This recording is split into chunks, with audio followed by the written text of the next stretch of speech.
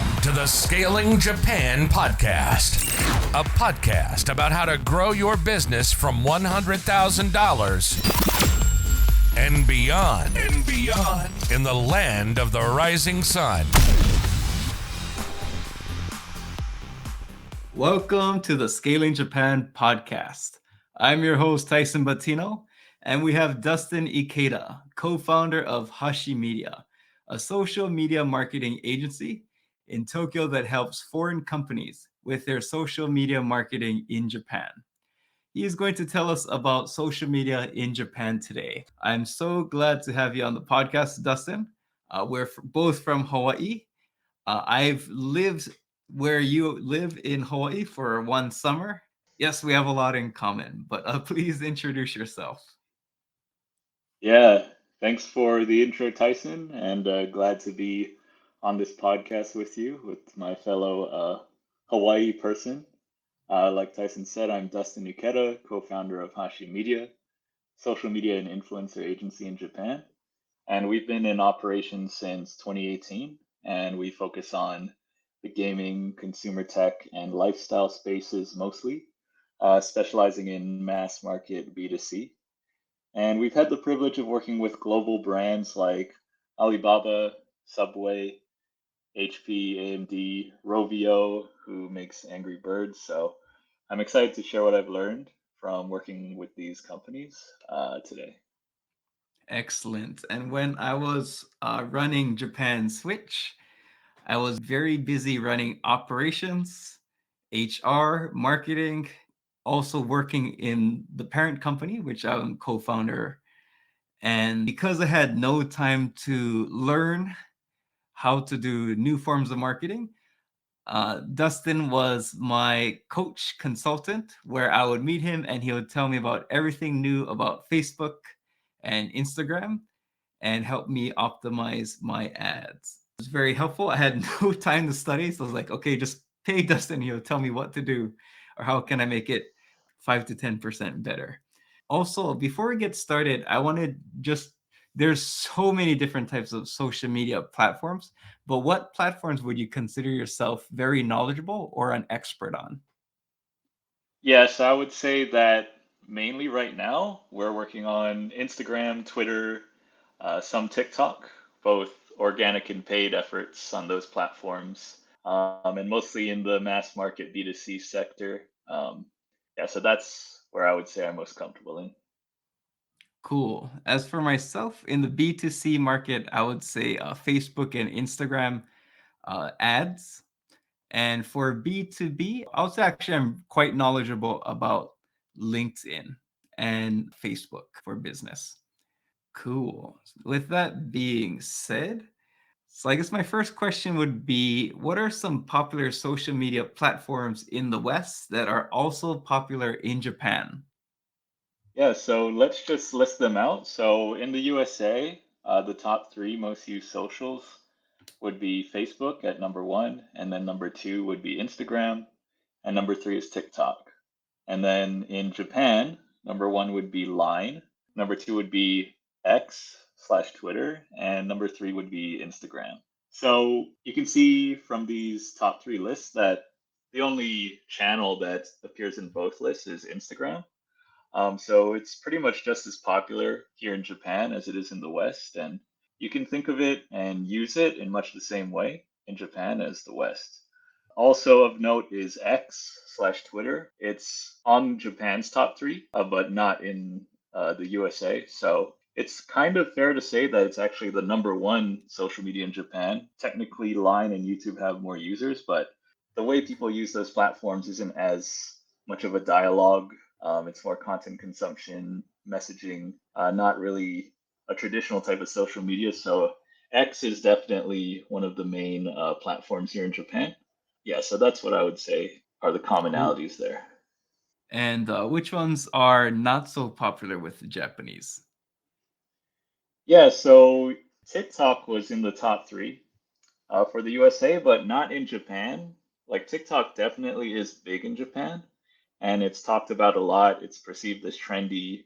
Everybody knows what it is, but if you look at the actual numbers, it's not nearly as many users in terms of penetration. So in the USA, you can see that 42% of internet users use TikTok, whereas in Japan, it's just 19%, so less than half. So I would say that it's definitely worth using and looking into if that's where your niche is, but it's not as mainstream as the USA. And other things would be Snapchat and Reddit, which are fairly popular, are pretty much non-existent here. Gotcha. And so I do have some experience with Reddit. I've targeted both Japanese and foreigners, but for targeting foreigners, Reddit, doing organic through Reddit could work a little bit. Myself and other people I've spoken to, they haven't found Reddit paid ads as a cost effective versus other channels for targeting foreigners. Definitely not targeting Japanese. Yeah, definitely. And yeah, for LinkedIn, I do have a lot of experience with LinkedIn, but I think LinkedIn is great if you're targeting Japanese startup CEOs. There's actually quite a lot of Japanese startup CEOs on LinkedIn. Yeah, I think there's probably like 1,000. Obviously, I think based on our chats before, but there's more people on Facebook. So you'll find more Japanese CEOs on Facebook. But if you use like Hunter.io, you could probably get about 600 to 1,000 Japanese CEO startup founders. In terms of getting, corporate, Japanese corporate people's email addresses or reaching out to Japanese corporates, I would say that LinkedIn, there's some people on there, but in terms of like real decision makers, there's not that many decision makers on LinkedIn. And you would have to go through non-social media means to reach out to these big decision makers. But that's my thoughts for LinkedIn. But in terms of reaching out to foreign entrepreneurs in Japan, LinkedIn is amazing. LinkedIn is one of my key channels for B2B customer acquisition. As in my case, I like to target foreign corporates in Japan or foreign corporates who are interested in entering Japan, and also domestic companies in Japan run by foreigners who want to target the Japanese market. So I've been very successful with LinkedIn. So I think that's a pretty fair summary of what LinkedIn is good at and not so good at. And my next question would be, what are some social media platforms unique to Japan? Yeah, there's a bunch of social media pretty unique to Japan. So, of course, the biggest one everybody's thinking about is probably Line. So, Line is kind of a super app with a bunch of different functions. There's messaging, which is the main one. There's like a TikTok type of feed. There's news, there's shopping, there's payments, there's coupons, there's all types of things on there. So yeah, I think in terms of marketing, there's just a ton of things you can technically do. The main thing I see businesses doing is just using the messages as kind of a newsletter slash coupon, um, like mail type of thing, just one way. And that's pretty effective in that the open rates are much better than email. So if you have the means to grow your line list, then that's definitely a solid way that a lot of companies use that platform. But like I said, there's tons of possibilities on there. There's paid ads. There's everything. So they have a lot of good resources that you can check out if you want to learn more about Line. Some other platforms would be Nico Nico Doga. So we're in the gaming space, so that's something that's pretty significant to us. So it's kind of like YouTube, kind of like Twitch. It's more of an otaku type of audience. There's like gaming, anime, Hatsune Miku, which is Vocaloid, like came to prominence on there. So we've used some creators on there to promote some games, so that's been good for us. And another one would be Ameba Blog. So that's like one of the biggest blogs in Japan, mostly used by women. And also there's like celebrities that have blogs on there, and they have like marketing materials, and you can have ads, you can have sponsored blogs. So they definitely have a lot of materials that you can use. I have multiple clients who run physical businesses, location businesses, and they have blog created by female staff. Oh, nice. Still used to this day. Interesting. Yeah. And like for the listeners, Nico Doga and blog, it's not popular outside of Japan, but pretty much everyone in Japan knows these two names. Any other channels, Dustin? Yeah, I guess I can mention Ni Channel. So that's kind of like the Reddit of Japan. I think it might be older than Reddit. It's has quite a bit of controversy surrounding it.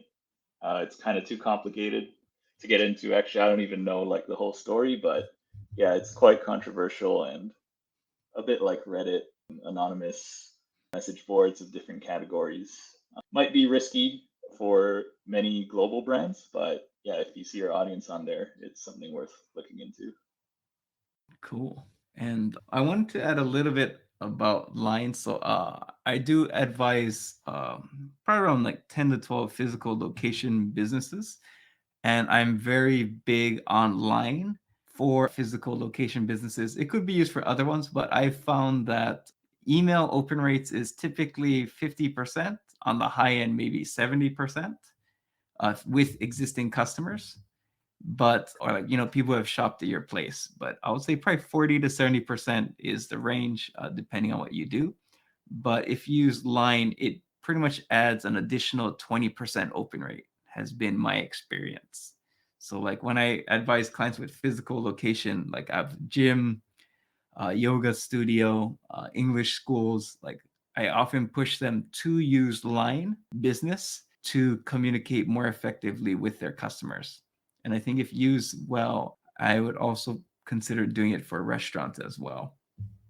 And actually, I'm aiming to get a guest who just talk about Line, and he makes a software just optimized for Line marketing. So I hope we can get him on board and learn more about Line, because Line is huge in Japan. I'm big on it. I tell all my clients who do B2C physical location, you need to get on it. Yeah, I'll And definitely listen to that Line episode. yeah, and their company, they dominate, like pretty much everyone in Taiwan uses their Line software, like KFC and much more. Wow. But any other channels that you know of in Japan for social media? I think those are most of them. There's a lot. There's this channel called Pixiv, which is for illustrations, just like drawing, anime, manga type of illustrations, pretty big in Japan. So people can go on there to post their work and comment on other people's work. There's many of those blog type of platforms like Note. No, yeah, Yeah, there's a lot. yes. Yeah, Note is basically Medium. I've actually bought articles on Note. You have to be careful sometimes, but I've been very happy with, like, I just pay 1,000 yen and I got some solid market research. I was like, oh, sweet. Wow, This it's saves a good me, rate. yeah, it saved hours. So, and I think there's one called like Lips, where I think it's for more like cosmetic. It's a social network for cosmetics and beauty. I think it's called Lips. But one of the common challenges I see with my consulting clients is not having any staff internally who can drive marketing strategy and execution to the next level. This really limits the growth trajectory of a company, especially for a leader like you that wants to go from 30 million to 500 million yen a year and does not have the time to spend years learning through trial and error. To solve this problem, I'm launching a marketing agency that can help companies like yours to increase leads and closing rates through SEO, Google Maps, content marketing, and websites that convert. Head over to scalingyourcompany.com and book a free consultation.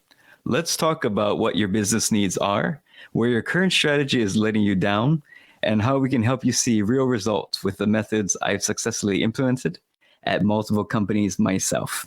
Now, back to the episode. Cool. So I guess moving on, like, what are some key differences between social media in the West versus Japan? Yes, so there are quite a few differences. And most of that just comes from cultural differences. And Obviously, the West and Japan are extremely different culturally, and that kind of bleeds into the social media behaviors and how people use social. So, first thing I would say is that privacy and anonymity online is extremely important for Japanese people. So, only 23% of people in Japan use their real name on Twitter. And you can just see profiles with usernames of just random numbers and letters and zero posts. And usually you'd think that's a bot, but there's been many of those types of profiles that I've DM'd and talked to people. So those are definitely real people. They're just being very anonymous, and that's definitely the norm here. And when you're making content, you definitely need to keep that in mind and respect people's boundaries. Don't post other people's like UGC, get their express permissions, and yeah, pretty much just be extremely respectful of people's privacy is very important here. They're not as open as the West, where you can just post everything. Everybody wants exposure. They show their heart to the world. That's really not what's going on here. Second thing would be there's generally fewer engagements given per user. So statistically, a typical Facebook user in the United States gives out 10 likes, whereas in Japan, it's 2 likes per month. So one Oh, feels per there, and month, right, not per yeah. day. No, yeah. 2 likes per month. And then for comments, typical USA user gives out 7 per month, and in Japan it's 1. So yeah, just users are more private, and just relating it back to the first point, kind of commenting or liking is putting yourself out there and kind of endorsing something. And so yeah, that's kind of why people will not do it as much. But what you should take away from that is that lower engagements doesn't really mean that the message hasn't gone through necessarily. So you should definitely adjust your benchmarks in terms of engagement numbers for the Japanese audience, and Yeah, each engagement can be more valuable. I think that's a cool point you mentioned, that the engagements are, you could give them more significant weight. And I had an example this morning with your help and like in the past, but I've done Facebook ads where there'll be 100 shares, 100 comments. And this morning I was just scrolling Facebook and I saw one that had like 12 shares in Japanese. I was like, oh my God, I gotta save this image. I gotta save this ad. Like, oh my God, they got 12 shares. Wow. And so like so it kind of just emphasizing your point, like 12 shares, that was like really good actually. Right. 12 shares. If you do the conversion rate, maybe it's like 100 shares, 100 Western shares. Exactly. So Yeah. save that, put it in my data bank. And I found like when I did advertise, I think it's actually cheaper to do ads in the Japan versus the US. I think the cost per impression is half the price or more than half the price. Yes, exactly. So that was actually my next point Oh, is sorry. like, oh yeah, no, that's a good segue. But yeah, the CPMs are definitely different, generally cheaper in Japan just because it's not as saturated of a market in terms of digital advertising. I think in the US, digital advertising is extremely mature and saturated. Everybody's squeezed the last bit of value out of every dollar on Facebook and social media. Whereas in Japan, it's like it's not a given that every single company is going to run digital ads. So it's still not as saturated, and there's still a lot of opportunity out there. And yeah, just lower CPMs. So it's kind of like Facebook 5 years ago, where it was kind of like a money printing machine. It's not necessarily like that, but it's just not as saturated here. Whereas if you go to influencers, then you might be surprised that it's more expensive on the other hand, because there are a lot of agencies, a lot of talent agencies and middlemen type of agencies here. And that's kind of like Gotcha. they set the rates and they take out big chunks of the fees. So Is if you're doing influencers here, you might be surprised by that. Okay, because yeah, I know I'm planning to interview, I think, Steven from Hashi Media as well, which thank you for the introduction there. And we'll talk about influencer marketing. We'll be very curious to hear much more about that when we get him on the podcast. I think we're interviewing him next week. And please continue.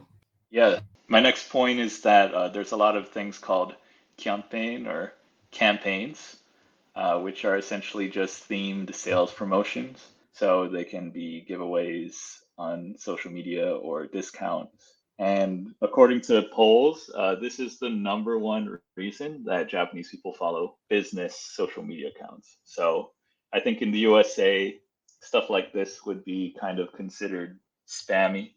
But in Japan, it's definitely welcome. It's not really perceived as spammy unless you're doing it like every day, but it's definitely got better, more positive reception amongst Japanese people, and you should definitely have some of it in your content. And then the last thing I wanted to say is design trends are definitely different between Japan and the West. So the West right now is generally more clean and minimalist, and you get more of the information after the click. So up front, you have something clean, something really basic, just the main points, and then you click and you can see all the details after that. But Japan prefers the information Mm, before the click. So on the banner interesting. itself, you have like, you know, from this date to this date, this is what's happening. This is like, these are the products, pretty much everything they expect up front. And if you don't have it up front, then it's kind of like they don't really even want to bother clicking, or you just didn't satisfy their expectations for information. So yeah, it's not considered messy. Like, let's say if a marketer from the USA first gets to Japan and they see advertising, they probably will think, wow, this is really busy, or I prefer something clean, but that's for a reason. So you should definitely just kind of like keep that in mind and respect need of Japanese consumers. So I guess in the West it's TLDR, too long didn't read, but me in Japan it's too short didn't read. Yeah, yeah, too short, didn't trust. I, okay. You can coin that. Too short. Yeah, Let's say TSDT. yeah, But you heard it, everyone. It's we'll give TSDT. credit. Yes, Dustin gets credit for that. Thank you. Yes, I think my next question would be: so, what platforms would you recommend to target foreigners in Japan? Because I know you guys have done that as well, right? Yeah, we've helped companies target foreigners in Japan. I would say that the main point for this is to kind of know the foreigner's home country. So, of course, if you're targeting foreigners, I think you have a specific foreigner type in mind. It could be Westerners, it could be people from other parts of Asia, which are the majority of foreigners in Japan. And yeah, I think for this, you'd have to look at their behaviors in their home country. So, like Facebook is definitely number one in a lot of places. So Facebook becomes actually really valuable for targeting foreigners in Japan. But yeah, I would say just look at their behavior in the home country and kind of go off that. Because even anecdotally myself, I didn't start using Nico Nico Doga or Me Channel when I moved here. I still kind of use the same ones. So yeah, that's what I would say. Cool. Thanks for answering that. Hashi Media, you worked with big brands, but what does a social media agency like yours actually do? Yeah, so what services we would provide kind of depends on where the client is or where you are in your like marketing development or how sophisticated you are in your marketing right now. So for example, how we help someone who's just starting out marketing in Japan or just starting out marketing in general would be very different from how we would help a company that's been marketing in Japan for years and wants to improve their results. So for companies just starting out, it would be more of a consulting type of role. So we typically do a strategy report, talk you through the next steps, like what channels might be best, what kind of investment would be required, team structure, things like that. And then the clients can kind of take that and see what they want to do about it. But the second type of company we work with would be companies that are already here but want to improve their results, or companies that have a strategy and team fully ready to go. And in that case, we can just slot right into their marketing organization and fill in knowledge or execution gaps, and just like make an impact there. So most of our clients right now are in the second category, where they have some presence but need to step up results. And yeah, in that case, we can just add our creatives, our data analysis, ads, influencer campaigns. We can just fill in all the gaps that they're missing and try to improve the results. Gotcha. So you can do the organic, paid ads, also influencer marketing. So majority is they have a team internally, but they're using you guys just to like beef up their power. But I think also you guys can fully run social media for a company as well, right? So let's say an up and coming company, maybe they're good at SEO and now they want to do social. Yeah, But that's right. We can completely do it. Yeah, either situation is good. cool. Just to share with the audience. And the audience, one other thing to notice too is what typically happens is if you have anyone internally who's like really good at marketing, they'll often end up creating their marketing agency. So like when you ask yourself like, oh, why wouldn't a huge brand do it themselves? It's like they do. And oftentimes their best team members go out and create a marketing agency. So sorry, I just had to make that clear because I think for some people it might not be obvious. Yeah. Okay, and like in your case, like, do you guys engage with comments or direct messages? How does that work for social media? Good question. Yeah, that's something that we do as well. So yeah, we have just a list of services that you can plug and play for your organization. So we do have that available, just monitoring comments and messages, responding to them in like it could be canned if that's what you need for your like the safety of your brand, or you could give us a little bit more leeway with the guidelines on how you want us to respond and just like steps for escalation in certain scenarios. Yeah, that's something we can definitely do. Excellent. Thank you for listening to this episode of Scaling Japan. In addition to serving as your fine host, I also provide advisory and coaching services to business owners who want to 2x, 5x, and even 10x their business.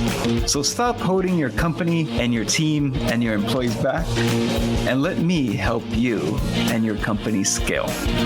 Find more information at scalingyourcompany.com. Now back to the episode. I have another question regarding agency, but so what would be the difference between, or maybe pros and cons of using an agency versus freelancer? Yeah, so I would say that for freelancers, typically it's just one person, or you're working with several different freelancers with several specialties. I would definitely say that you will take more time doing management tasks if you hire freelancers. Just it's kind of like having an employee in some ways. So you're going to have to integrate the output and data from all your different freelancers and make sense of them. Whereas if you just take agency, then your account manager would kind of have that as one of their functions. So we could do your paid social and your like organic posts, the community management, and all of that would be integrated into like a single report.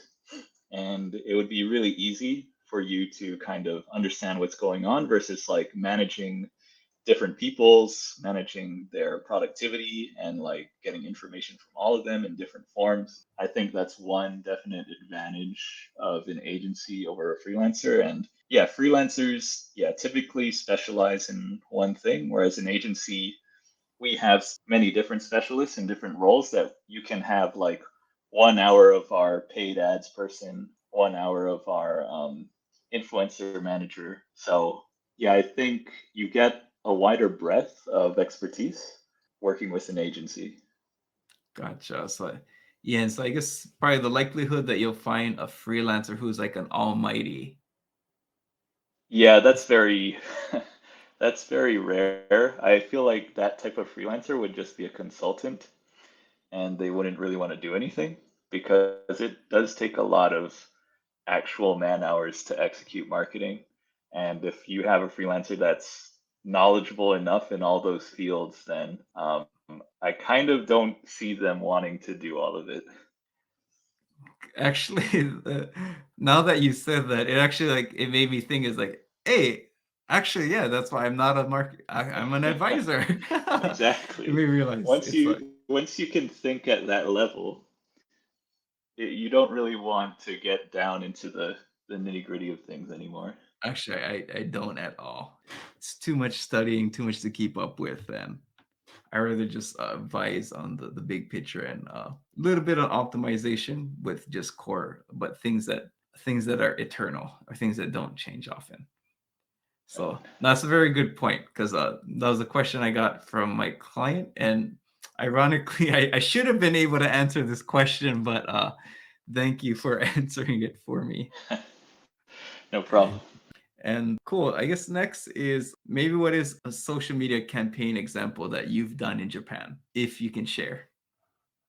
Yeah, so I will say that we did do a an organic post that kind of went viral in Japan. So one of our clients is a real estate company, and they market to both Japanese and foreigners. And one of their content pillars is just giving pieces of advice for people living in Japan to make their lives easier, because they provide real estate and try to help people live a better life. So one of those posts. It's actually a life hack. So this was maybe 3 years ago, back during the pandemic times. And the life hack was how to fold your mask to prevent your glasses from fogging up. So yeah, we kind of made that. It was definitely timely, and I think there's just tons of mask and glasses wearers in Japan. And so that ended up getting, I think, over 8 million organic impressions. And Damn. yeah, so let's say you're working with CPM of $10. That's the equivalent of 80K worth of Yes. ads, Yeah. but that's organic. So yeah, definitely if you strike that line between timely and just like hit that chord of what people really want to hear at that moment, then you can definitely reap the rewards and get tens of thousands worth of impressions. But yeah, that's definitely like one viral post that we made. Gotcha. I guess I could share an example of one I did for the foreign market. So it was for the Japanese uh, language lessons, but we did something like we know Japanese is hard, but you don't need to sell your soul to the. And they just had a picture of like kind of like well, let's just say the devil, and it's like let us help. That rang with a lot of foreigners because Japanese language is hard. I'll say majority of foreigners have given up, so it's like you don't have to sell your soul. Nice. Yeah, marketing is marketing. In Japan or the US, it's just knowing the message and knowing like when to say the message, and that's the core of it. There's all these extraneous factors like buying ads and all these tactics surrounding it, but the core of it stays the same. Thanks for sharing that. And what common mistakes do you see marketers or marketing agencies make when it comes to social media? Yeah, so the biggest mistake of marketers or marketing agencies is definitely over promising and under delivering. I see that so many times. So many of our clients have worked with other agencies in the past.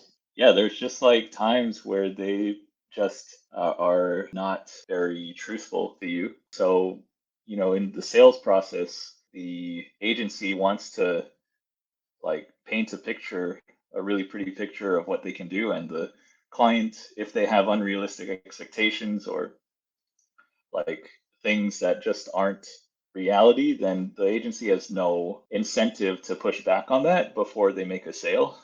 So that kind of breeds this environment where lots of agencies, just tons of agencies, overpromise and underdeliver during the sales process. So um, Obviously, we don't do that. I hate that kind of thing.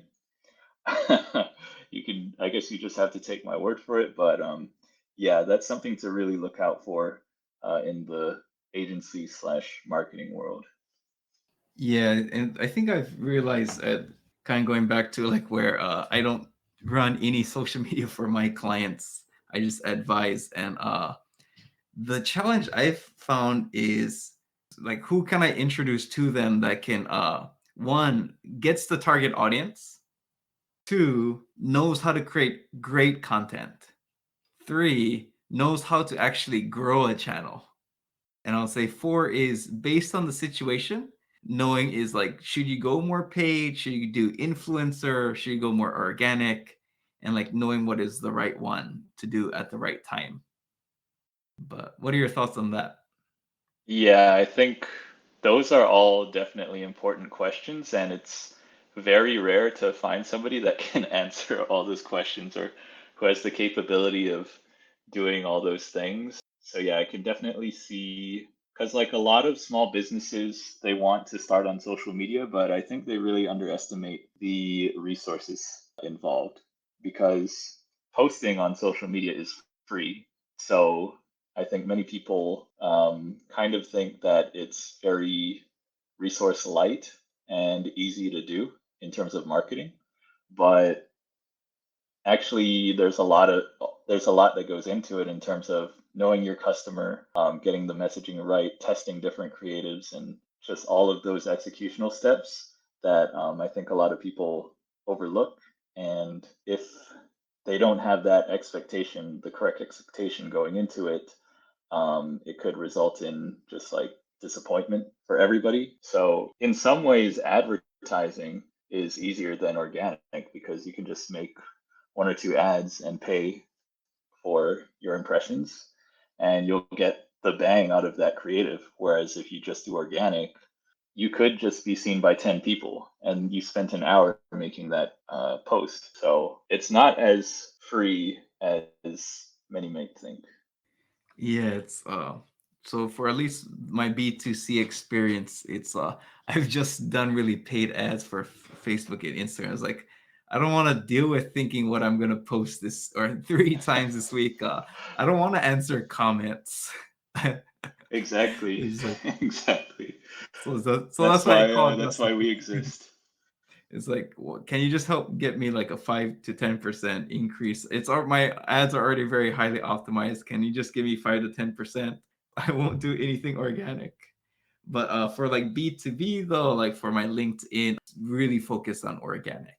I would not never do for what I'm doing on LinkedIn, go the paid route. So it's just kind of understanding the platform and knowing what works at what time. Cool. And I guess I've on our notes, like I've written down like certain couple types of companies, but and I was gonna ask like what types of feedback or like tips you would give them. But is there anyone you would like to choose? Um, Not really. I mean, we can just go through them. Okay, I think we could just be some quick tips because Right, right. it's I'm pretty sure you have some secrets. But let's say some quick tips for maybe travel space. Maybe they're targeting tourists or Hmm. luxury or like high-end tourists. Right. So I would say that luxury, high end is definitely a tricky space. Like, kind of a lot of people want to be in that space, but there's no like setting on Facebook ads that says rich people or luxury, right? You kind of have to do it in a secondary way. What do those people also like? What kind of communities are they a part of? Who are they listening to? So finding those where they hang out and people in that space and like yeah, putting your content in those places that will be very helpful. And I think just for foreign, Facebook has to be on point. Cool. How about maybe co-working spaces in Tokyo?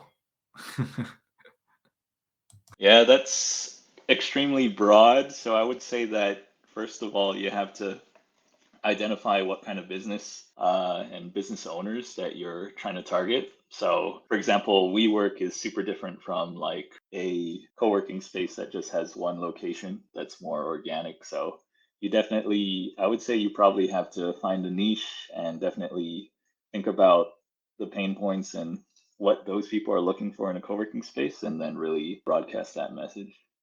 Yeah, I think that's a good point. And plus I think like even different parts of Tokyo would have different Right. people with different needs. Okay, cool. I wanted to give you a showcase to showcase your knowledge. And so I guess yeah, next is my last question would be what type of companies do you help again? And where can people find you? Yeah, so we help all sorts of companies, mostly from the medium to corporate range. We specialize in gaming, consumer tech, and lifestyle, but we also have helped B2B real estate, things like that. So definitely, if you're considering marketing in Japan to B2C, give us a shout, and we definitely at least talk to you and see if we can be a good fit to help you. And you can find us at hashimedia.com. Yeah, and just fill out the contact form, or you can check out my LinkedIn, Dustin Ikeda, and shoot me a message. Cool. Yeah, and I think it's something you addressed earlier, but just going someone who can do paid organic community management. And also I think the one that's really hard to find is influencer marketing. With those, it's really hard to find an all-in-one shop. So thank you very much for coming on the podcast. Yeah, thank Uh, you. cool, and look forward to interviewing one of the other members of Hashi Media on influencer marketing in Japan. Sounds good.